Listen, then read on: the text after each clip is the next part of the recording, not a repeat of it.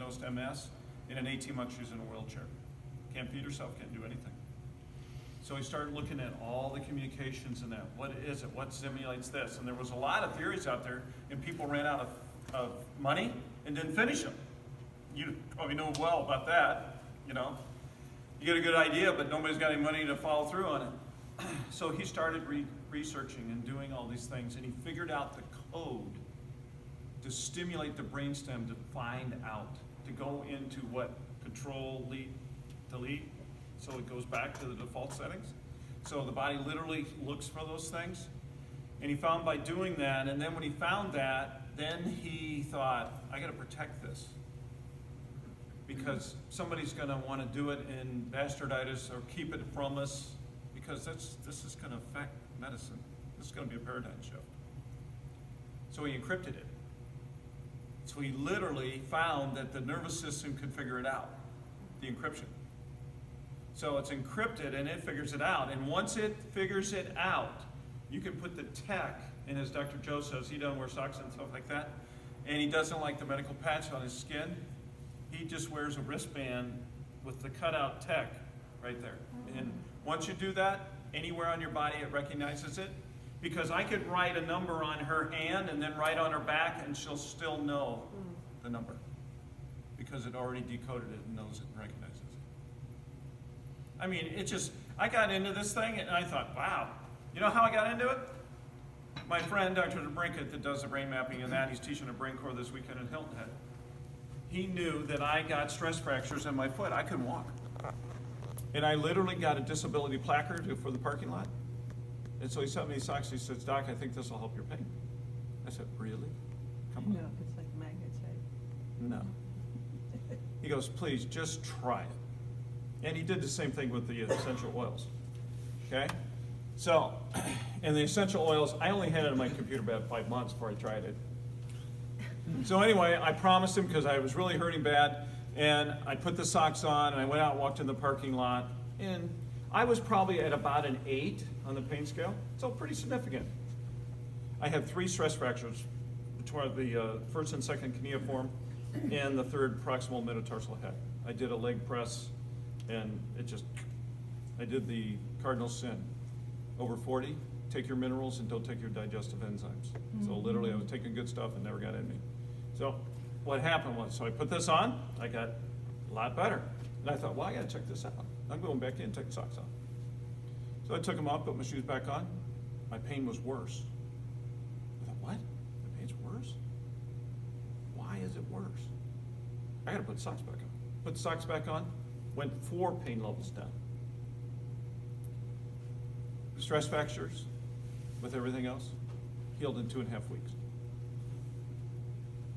Why? How's that happen? Well, you already know the oils did that. We didn't have that lady in the socks. But the socks facilitates that response. Why did I get worse? It started the healing process focused, and I interrupted it.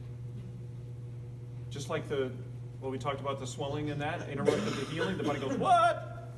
I had this thing all well in hand, and you messed me up. So that's what it does. Cognitive function, we're finding cognitive function 35 to 50% increased. Why isn't Cognitive this in function- every kid's shoe? What? Should They're be- looking at kids on the spectrum or Oh, yeah. yeah. Oh, autism in that? Unbelievable. You're filming that? Don't get it to anybody. No, But no. we've done maps on autistic kids. Unbelievable. Yeah. Unbelievable. Parkinson's shaking, put them in the tech, they stop. How about people- No, it doesn't do that to everybody. Everybody's different, different levels of systemic healing and all that. But it does start the process. But this is the best part. The owner says, I've been looking for guys like you. Because I knew there was some kind of profession that was very congruent with this whole process. And chiropractic's it.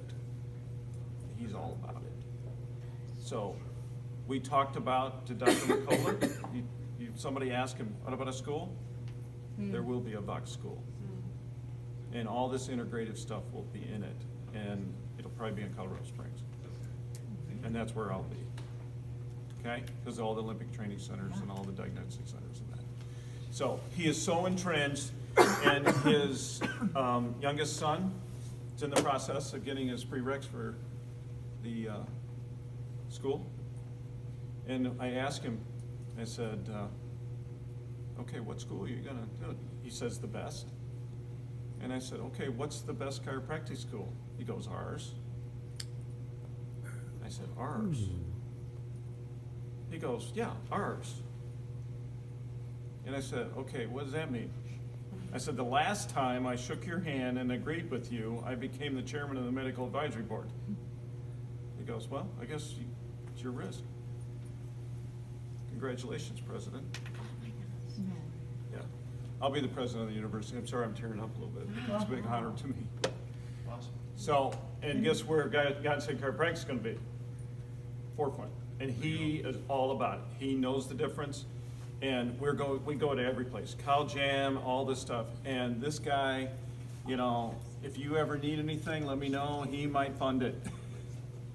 You know, if we put stuff together like that, he is willing to spend the money because he's got it and he wants chiropractic and neurological and help people. His goal is to help 1 billion people. And we already have 2 million users.